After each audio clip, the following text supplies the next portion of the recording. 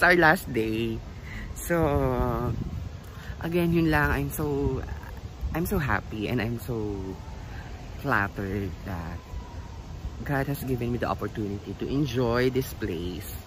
Tapos, incentive tour pa siya. So, nakakatuwa. So, ito talaga, dito mo realize, dito mo mag-feel yung pag-pray mo at yung paniniwala mo sa, or yung strong faith mo kay God, na kapag may gusto ka, you really have to pray for it and believe in it and ask for the Lord to bless you or to grace you that prayer. And at the same time, habang ipinagpadasal natin kay Lord na sana Lord ganito, tayo din, ako masasabi ko na ginawa ko din yung part ko as a human being na pinray ko yon. At the same time, Lord, help me na ma-achieve din yun. So, pinagtrabahuhan ko din ito ng todo.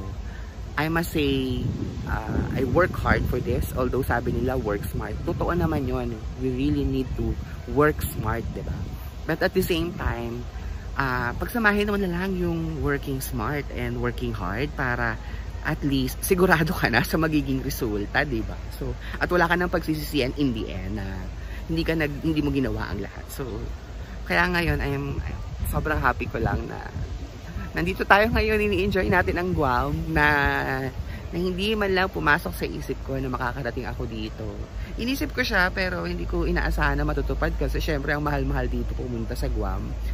Pero natupad siya. Tapos, di ba, incentive trip pa dahil sa nag-perform ka. So, yun, masaya lang. Kaya mas lalong nakaka-excite, mas lalong nakaka-inspire to perform and to do your best sa mga gagawin mo, especially sa work mo. So, nakakatuwa.